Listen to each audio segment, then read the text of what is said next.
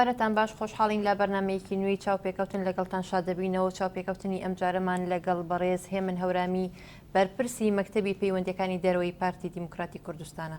کاکێ من زۆر بەخێراتن دەکەین بۆ ستۆدیۆکانمان لە هەولێر. زۆر سپاس. سەرەتا ئەمەوێت لە کۆبوونەوەکەی دوایەمینی نێوانێکێتی پارتی دیموکراتی کوردستان دەست پێ بکەم لەم کۆبوونەوەیە کە باس لە تنگەشەکانی ئەم دوایەی هەرێمی کوردستان و بەغدا کرا. زۆر بەوازەحی و بە ئاشکرا دیار نەبوو کە جارێکی تر یەکێتی و پارتی یاخود لانی کەم پارتی دیموکراتی کوردستان داوای لێسەندنەوەی متمانە لە نووری مالکی بکەن. بەڵێ زۆر سپاسە. ئەو کۆبوونەوانە لە درێژەی ئەو ڕاو بۆچوونانەیە کە لە نێوان پارتی دیموکراتی کوردستان و یەکێتی نیشتمانی کوردستان وەکو دوو لایانی سەرەکی وەکو دوو لایانی سەرەکی دەسەڵاتدار لە هەرێمی کوردستان کە براوی هەڵبژاردنەکانن وەکو دوو لایانی سەرەکیش کە ڕێکەوتنامێکی استراتیژی لە نێوانمانە هەیە بە ئامادەبوونی هەردوو بەڕێزان جەنابی سەرۆک مام جەلال و جەنابی سەرۆک بارزانی بەڕێوە چووە. ئێمە پێمان وایە لەم کۆبوونەوانە زۆر خاڵی گرنگ ئاماژیان پێکراوە، زۆر بابەتی تریش لە بەیاننامەکە ئیشارەتی پێکراوە. ئەو تەنگەژەی کە ئێستا لە نێوان هەرێمی کوردستان و عێراق هەیە بە تەنها پەیوەندی بە هەرێمی کوردستانەوە نیە، مەسەلەیە کە تایبەتە بە کۆی سیستەمی سیاسی لە عێراق پەیوەستە بە ئێستا و بە ئایندەی ئەوەی کە پێوترە عێراقی فیدراڵی دیموکراتی دوای 2003. بۆیە ئەو مەسەلانەی کە لەوێ باسکران بۆ چۆنێتی دۆزینەوەی ڕێگا چارەیەک تەنها بەوە نەبەسراوەتەوە کە مەسەلەی سەحبی سیقە لە مالکی ببێتە تەوەری سەرەکی گفتوگۆکان، بەڵکو ئێمە پێش ئەوە کۆمەڵێک هەنگاوی تر هەیە کە لە بەیاننامەکەش ئیشارەتی پێدراوە. بەردەوامیدان بە دیالۆگ لەگەڵ لایەنەکانی تری ناو هاوپەیمانی نیشتیمانی، بەردەوامیدان بە دیالۆگ لەگەڵ پێکهاتەکانی تری ناو پرۆسی سیاسی عێراق، وەشیکردنەوەی هەڵوێستەکانی هەرێمی کوردستان و چۆنێتی ئەو چارەسەرانی کە بەلای هەرێمی کوردستانەوە ئەکرێ بە قازانجی کۆی سیستەمی سیاسی عێراق و هاوپەیمانی مێژینەی نێوان پێکاتی هەرێمی کوردستان و لە نێوان برایانی شیعەمان بێ لەگەڵ هاوپەیمانی نیشتیمانیا بێ. هەموو ئەمانە پێشمەرجی ئەوەن کە ئێمە ئەبێ هەنگاویان لەسەر بنێم زانی نەتیجەکانیان بەکوێگە اینجا بچینە دۆخێکی تر. بەڵێ کاکێ من باس لەوە کرد کە زۆر هەنگاوی تر هەیە، باشە پێشتر کە پێشەوەی کە کۆبوونەوەکانی هەولێر ئەنجام بدرێت کە داوای سندەوەی متمانە لە مالکی بکرێت کە ئیمزا کۆ بکرێتەوە، ئەو کاتە بۆچی ئەو هەنگاوانە نەگیرانە بەر بۆچی ئێستا هەنگاوی تر هەیە؟ ئێمە بەردەوام هەنگاوەکان کە باسنەوەکەین جارێ ئەستا من حەزەکەم بۆ مێژوو ئەو بابەتە بڵێ مەسەلەی سندەوەی متمانە لە مالکی پێشنیاری پارتی دیموکراتی کوردستان نەبووە. لەگەڵ ئەوەشا ئێمە لەگەڵ ئەوە بووین کە هەر جۆرێک هەر ڕێکا چارەیە کە ڕێگا چارەیەکی دەستوری بێ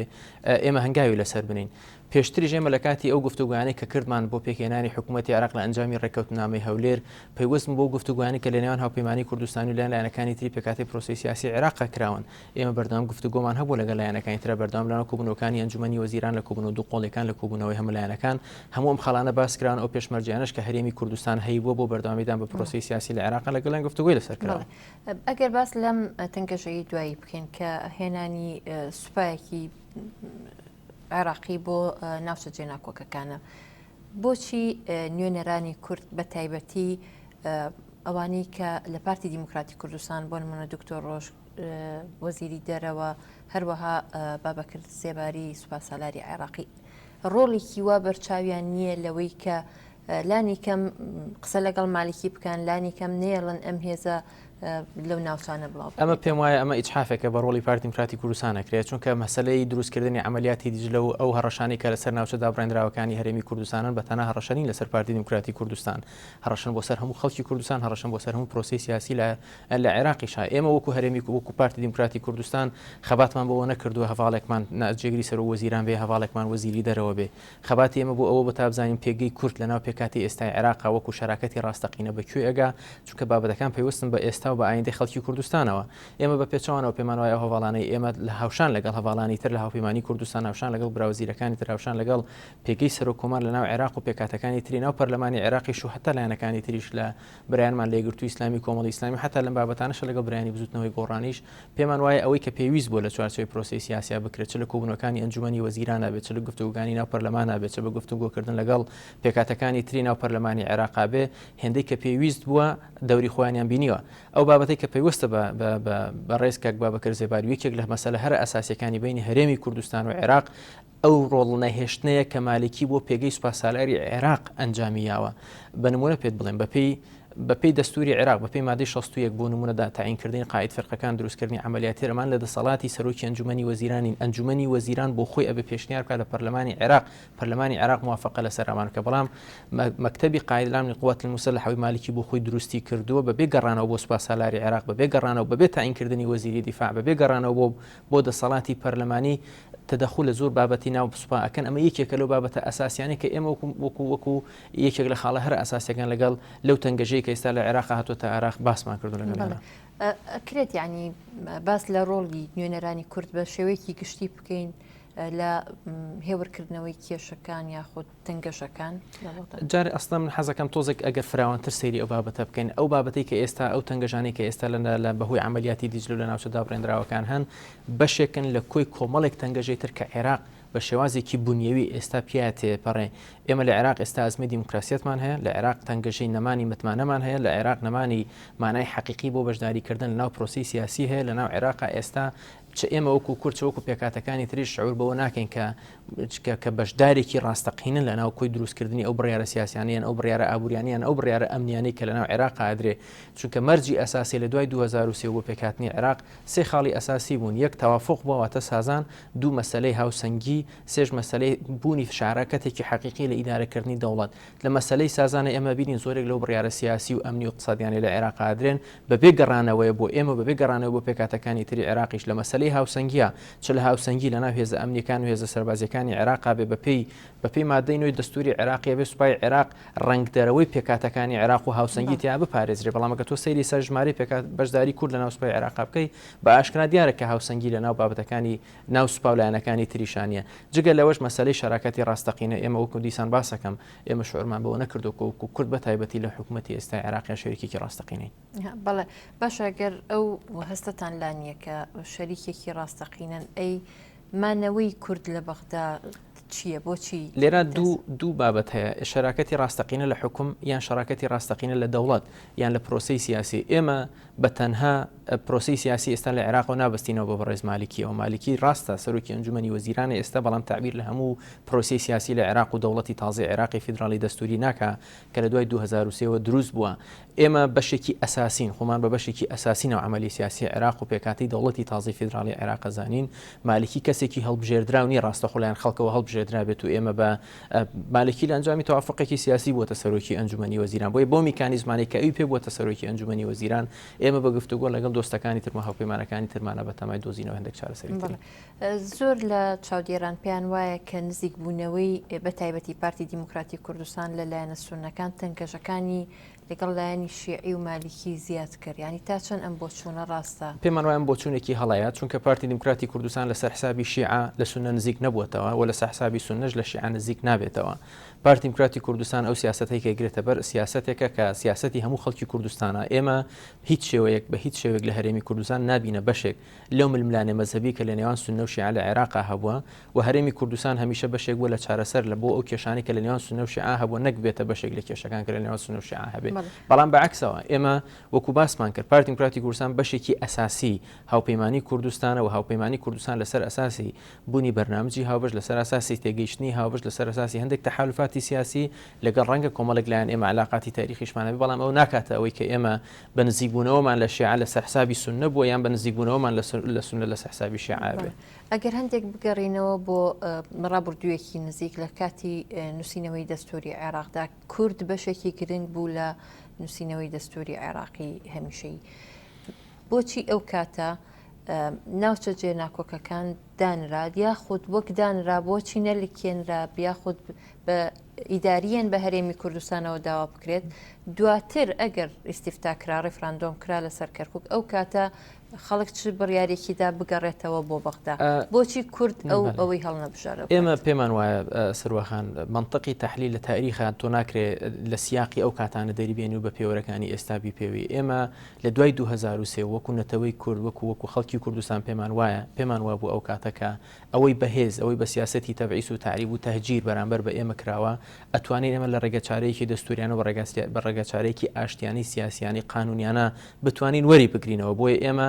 زۆرمان هەوڵا لە گفتوگۆکانی شاهد چ جەنابی سەرۆک بارزانانی و پێکاتەکانی ترینا پرۆسی سیاسی لە هەرێمی کوردستانیش کە بەشدار بوون لە داڕشتنەوەی دەستوری عێراقیە بەو ڕێگە چارە دەستوریە ڕازی بووین بۆی کە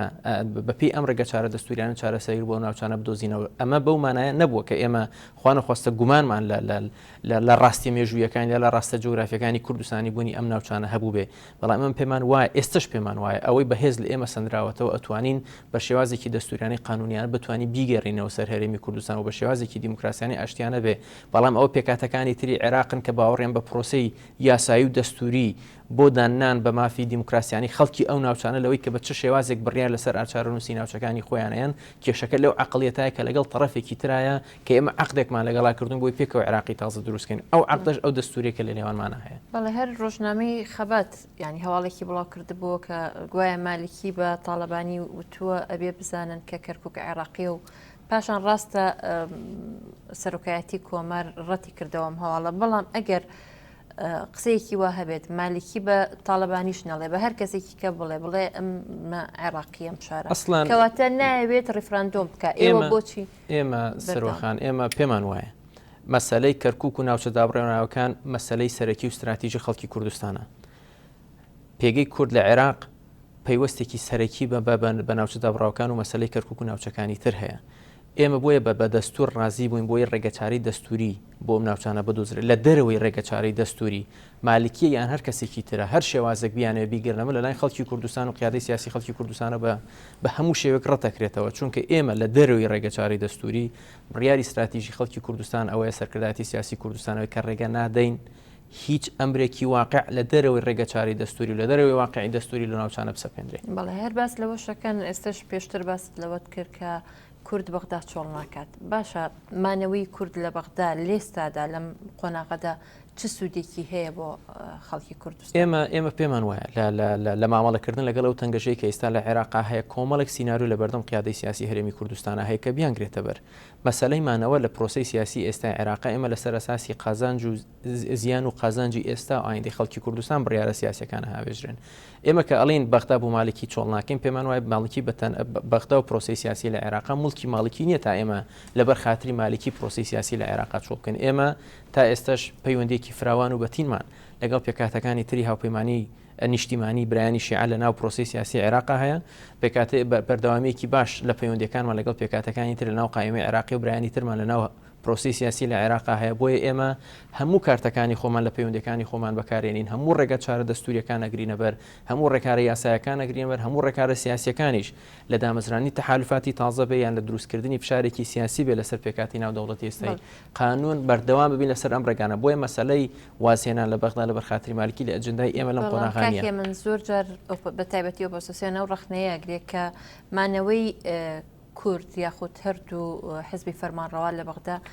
پەیوەندی بەوە هەیە کە ئەو بودجەیە کە لە بەغدا وەرەگیرێت ئەگەر ئەوان لەوێ نەمێنەوە بودجە وەرناگرن پەیوەندیەکی بە پارەوە هەیە لەگەڵ ڕێزم بەوە بۆچوونی ئۆپۆزیسیۆن پێم وایە بۆچوونێکی کورتبینە چونکە ئەو بودجەی کە بە هەرێمی کوردستانی خێر بە خەڵکی کوردستان ناکرێ ئەو بودجەیە لەو داهاتانەیە کە لە سەرچاوەکانی وزە لە عێراقەوە دێن و ئەو بودجەیە کە بۆ هەرێمی کوردستان دابینەکرێت نەوتی کوردستان لە کەرکک بەشێکی سەرەکی دروستکردنی ئەو داهاتێک کە بۆ هەموو عێراقیەکان هەیە و ئێمەش دەستورێکمان هەیە لە عێراقا کە کەسێک خێر بە خەڵکی کوردستان ناکە بەپێ ئەو دەستور و بەپێ مشارەکەی خەڵکی کوردستان بەپێ ڕێژەی دانیشتوانەکەی بەشی بودجەی خۆی لە ناو دەوڵەتی ئێستای عێراقا هەیە ئێمە کێشەمان لەگەڵ ئێستای سەرۆکوەزیران و لەگەڵ حکوومەتی ئێستای عێراق لەگەڵ ئەو سیاسەتەی کە سەرۆکوەزیرانی ئێستای عێراقی گرێتە بەر بەو مانایە نییە کە ئێمە کێشەکان لەگەڵ کۆی ئەو سیستەمێکە لە ناو دەوڵەتی عێراقا هەیە. بەڵێ ئەگەر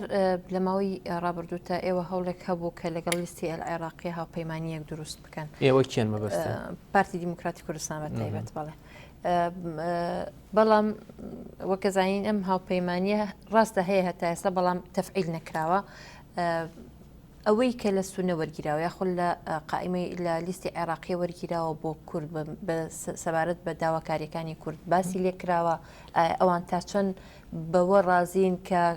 ناوچە جێناکۆکەکان بگەڕێنرێتەوە سەر هەرێم بە تایبەتی کەرکووک ئەسڵەن جارێ ئەو زانیارە دروست نییە کە ئێمە لە هەوڵی دروستکردنی تەحالوفاتی لەگەڵ قایمە عێراقی وەکو باسم کرد ئێمە وەکو پارتی دیموکراتی کوردستان بەشێکی سەرەکی پێکاتی هاوپەیمانی کوردستانین سیاسەتێکی سربەخۆ لە دەرەوەی سیاسەتی ڕسمی لیستی هاوپەیمانی کوردستان و یا ئینتیلافی کوتلە کوردستانیەکان ناگرینە بەر ئێمە گەر بابەتێک بگرینە بەر بۆ پەرلەمانی کوردستان ئەگەڕێنەوە و سیاسەتێکی نیشتیمانی کوردستانیانە بەرامبەر بە پێکاتەکانی تری عێراق گرینە بەر بۆیە بەڵام لە حرەکەی سیاسیا مەسلەیەکی ئاساییە کە هەم هاوپەیمانی کوردستان هەم وەکو پارتی دیموکراتی کوردستانی مامەڵەی سیاسیان با بڵین تعاملی سیاسی خۆمان لەگەڵ پێکاتەکانی تری عێراق بێت چ لە قایمە عێراقی من چ لە قایمەکانی ترابێ بەڵام ئێمە دڵنیاتانەکەینەوە مەسلەی استراتیژی بەنسبەت ئێمە چ لە هاوپەیمانی کوردستان بەگشتی و لە پارتی دیموکراتی کوردستانیش بە تایبەتی تحالفاتی سیاسی ئێمە لەسەر ئەساسی نزیکبوونی هەر لایەنێکی سیاسیە بە جێبەجێکردنی ئەو مادانەی کە لە دەستورە هەن بە جێبەجێکردنێکی فعلیانەی ئەو بابەتانە کە بەلای خەڵکی کوردستان و مەسلەی جەوهەرین ئەوش مەسلەی خاک و مەسلەی ئایندەی ناوچەدا بڕاوەکانە مەسلەی شەراکەتی ڕاستەقینەی کوردە لە ناو پرۆسی سیاسی لە عێراق مەسلەی هاوسەنگی خەڵکی کوردستان لە ناو پێکاتەکانی دەوڵەتی تازای عێراق بەڵێ باس لەواکەی کە هاوپەیمانی کوردستانی و لە ناو هاوپەیمانی کوردستانە و یەک سیاستتان هەیە بۆ هاوپەیمانێتی بەڵام وەک دیار بوو بەڕێز جەلال تاڵەبانی کە نەوەستا لەگەڵ ئەو داوایی کە لێسەنەوەی متمانە بوو لە مالیکی نزیکی یعنی هیچ نەبێلانی کەم لە ڕاگەیانەکان وا دەرکەوت کە تاڵەبانی نزیکترە لە مالیکی و ئێوەش لە عێراقی نزیکترن یعنی بۆچی ئەم جیاوازیە بە دەرکەوت لە وتار و لە ڕاگەیانەکان ئێمە ناشارینەوە ڕەنگە ڕاستە جیاوازی لە نێوان هەڵوێستی جەنابی سەرۆک بارزانانی وەکو سەرۆکی هەرێم لەگەڵ هەڵوێستی جەنابی مامجەلال وەکو سەرۆک کۆماری عێراق بێ بە حکمی ئەو جیاوازی کە لە پێگەی دەستوری هەریەکێکیان هەیە بۆیە ئەو هەڵوێستانەی کە جەنابی سەرۆک بارزانانی دەرەبڕێ ناکرێت تەوەقوع بکرێت کە هەمان هەڵوێست جەنابی مامجەلالیش وەکو سەرۆک کۆماری عێراق دەری ببڕێ یان ئەو هەڵوێستانەی سەرۆک کۆمار لەسەر پرۆسی سیاسی عێراقیەتی ناکرێت هەمان تەوەقوعی ئەو بکرێن چاوەڕێوە بکرێت جەنابی سەرۆک بارزانانیش وەکو سەرۆکی هەرێم تەبەنی هەمان ئەو موقفانە بکە کە سەرۆک کۆمار وەکو سەرۆک کۆمار هەیەی بەڵام ئەوەی پەیوەستی بە خەڵکی کوردستانەوە هەبێ وەکو دوێنێش لە بەیاننامەی هاوبەشە دەربڕاوە پارتی دیموکراتی کوردستان و یەکێتی نیشتیمانی کوردستان جەنابی سەرۆک بارزانانی و جەنابی مامجەلال پەیوەندیەکی بەتین پەیوەندیەکی بەهێز و هاوڵوێستیکی تەواو لەسەر کۆی ئەو بابەتانەی کە ئێستا هەیە و ئێستا ژێمە پێمان وایە کە ئەم هاوهەڵوێستی کە ئێستا هەیە بە قازانجێکی زۆر گەورە بۆ خەڵکی کوردستانەشکێتەوە لێستادا تا چەند ئەگەری لێسەنەوەی متمانە لە مالکی لە ئارادا هەیە یاخود ئەگەرێکی بەهێزە یەکێکە لە ئەگەرەکان ئیتر ئایا ئەگەرێکی بەهێزیان ئەگەرێکی بەهێزین چونکە تا ئێستا مەسلەی کشانەوەی متمانە لە مالکی مەسلەیەک فایلێک نییە داخرابوو بێ فایلێکە بە کراوەی ماوەتەوە بەڵام پێش مەسلەی کشانەوەی ئەم متمانە لە مالیکی کۆمەڵێک ڕێکاری تر هەن کۆمەڵێک ڕێکاری سیاسی هەن مەسەلەن ئێمە مەسلەی بەردەوامیدان بە گفتوگۆ چونکە مالکی پاڵێراوی هاوپەیمانی نیشتیمانیش براشیعەکانە ئێمە تەحالوفمان لەگەڵ هاوپەیمانی نیشتیمانی بووە نەک لەگەڵ تەناخودی مالکی بۆیە گە تۆسەی ڕێکەوتنامەی هەولێرکەی ڕێکەوتنامەیەکە لە نێوان هاوپەیمانی کوردستان و تەحالفی وەتانی کراوە بۆیە ئێمە بەردەوامی گفتوگوکانی خۆمان لەگەڵ تەحالفی وەتانی ئین تا بزانین بە چ نەتیجەیەکەگەین بۆ ئەمەش مەسلەیەک نییە چێکێکی کراوە بدەینە تەحالفی وەتانی چونکە بۆ ئێمە هەم مەسلەی وەخت مهمە بزانین بە پێی چ زەمان چ جەدۆلێکی زەمەنی ئەوان ئەتوان کۆمەڵێک چ ڕێگەچارە بدۆزنەوە و هەم ئالیاتی پێویستیش بۆ دۆزینەوە ئەم ڕێگەچارانە گرنگە بزانین چۆنە بن بەڵێ ینی بە بڕوای ئێوە نوێنەرانی کورد لە بەغدا توانیویانە کە باسی کێشەکان لانی کەم لە کۆبوونەوەکانی ئەنجومەنی وەزیرانە بکەن ئەوەندەی مناگەدار بم بەڵێ تا حدێکی باش کراوە بەڵام ئەکرێ باشتریش بکرێ لەو ئەو حەدە باشە باسی چی کراوە چۆن باس کراوە بۆ نمونە لە کۆبوونەوەی پێری ئەنجومەنی وەزیرانی عێراقیە کە کۆمەڵێک خەڵک باس کراون لەسەر مەسەلەی عملیاتی دیجلە لەسەر مەسەلەی نادەستوربوونی ئەو خاڵانەی کە کراون لە مناقەشەی بودجا بە شێوازێکی زۆر ڕێک باس لەو خاڵانە کراون کە هەبوون لە مەسەلەی ڕەتکردنەوەی بیتاقی تەموینی برادرانی ئێمە لە ناو کۆبوونەوەی ئەنجومەنی وەزیرانە کۆمەڵێک خاڵیان باس کردوون ئەگەر بگەڕینەوە بۆ کۆبوونەوە دوایەمین کۆبوونەوەی پارتی دیموکراتی کوردستان و یەکێتی نیشتیمانی کوردستان ئەکرێت باس لەو بابەتانە بکەین کە هاوڕا بوون پێکەوە ئەوانەی کە هاوڕا نەبوون یاخود تەنها شتی عمومیات باسکراوە لەم کۆبوونەوە نەخێرۆک لە بەیاننامەکەشا باسمان کرد ئێمە کە ئەڵین هەبوو پارتی دیموکراتی کوردستان و یەکێتی نیشتیمانی کوردستان هاوپەیمانی استراتیژی یەکترین ئێمە تحلیل لە نێوان هەردوو لامانە هەیە ئاڵگۆڕی بیڕۆ لە نێوان هەردوو لامانە هەیە هەموو ڕێگاکارەکان کە لە بەردەم ئێمە بن بۆ چۆنەتی مامەڵەکردن لەگەڵ ئەو تەنگەژانەی کە ئێستا هەن خراونەتە بەرباس و لێکۆڵینەوە بەڵام لە نهایەتە وەکو لە بەیاننامەکەشە هاتوون سیاسەتێکی هاوبەش کە هەردوو لامان هاوڕاین لەسەری ئەیگرینە بەر و پێمان وایشتی زۆر گرنگیش باسکراون بە بەشێک لەو گرنگیش لە بەیاننامەکە ئیشارەتی پێدراون. زۆر جار باس لەوە دەکرێت کە پارتی دیموکراتی کوردستان نەیتوانیوە هاودەنگی یاخو کۆدەنگی نیشتیمانی لە هەرێمی کوردستان دروست بکە هەر ئەمەشە کاریگەری سەربی هەبووە لەسەر ئەدای کورد لە بەغداد فارسەکان پندێکیان هەیە ئەڵێن هەرکەس بامەش بیش بەرفەش بیست، یعنی هەرکەس سەربانەکەی فراوان بێ بەفری زیاتریش دەیگرێتەوە. پارتی دیموکراتی کوردستان هێزێکی گەورەی کوردستانە و مەشروعیەتێکی تاریخی گەورەی هەیە. سەرۆکی پارتی سەرۆکی هەڵبژێردراوی خەڵکی کوردستانە، جێگری سەرۆکی پارتی سەرۆکی حکوومەت هێرێمی کوردستانە. بۆیە ڕاستە ڕەنگە کوی پێشنیارەکان یا ڕخنەکان ئاراستی پارتی بکرێن، بەڵام پێمانە لێمە دیسان ئیسحافێک لە ڕۆڵی پارتی دیموکراتی کوردستان هەیە. پارتی دیموکراتی کوردستان سیاسەتێکی تاکلایانە ناگرێتە بەر، چونکە ئەو بابەتانی کە ڕوبەڕووی خەڵکی کوردستانە بنەوە بابەتێک نین کە تەنها پەیوەست بن بە پارتی دیموکراتی کوردستان. من بە نمونە بۆت باسەکەم، کاتێک جەنابی سەرۆک بارزانانی لە نەورۆزی ئەم ساڵ ڕایگەیاند کە عێراق بەرەو دیکتاتۆرێتە چێ ئێمە ئەم دیکتاتۆرێتە قبوڵ ناکەین، خەڵکانێک بوون بۆ مزایداتی سیاسی ئەم هەڵوێستی سەرۆک بارزانانی بە هەڵوێستی شخصیە چوان. ئێستا هەرو خەڵکانن کە گەشتونەتە ئەو قەناعەتەی ئەو هەڕەشانی لەسەر هەرێمی کوردستانن هەڕەشەیەک نین تەنها پەیوەست بن بە پارتی دیموکراتی کوردستانەوە. بۆیە بەڕاستی یەکێک لەو داخانەی کە ئێمە هەمانە ئەوەیە کە هەندێک لایەنی سیاسی بەداخەوە، ینی بۆ مزایداتی سیاسی بۆ دەستکەوتنی ئیعلامی ئەو بابەتانەی کە هەڕەشن لەسەر ئاسایشی نەتەوەی خەڵکی کوردستانیان بەوە بچووکە کردەوە کە ئەمە قەسەیەکی شخصیە لە نێوان جەنابی سەرۆک بارزانانی بیان بەشێک لە پێکاتەکانی ترا یان قەسەیەکی شخصی بێ لە نێوان پارتی دیموکراتی کوردستان. بەڵام من بە ئێوە ئەڵێم لێرەشەوە باسیەکەین مەسلەی هەڕەشە و دروستکردنی عملیاتی دیجلە، مەسلەی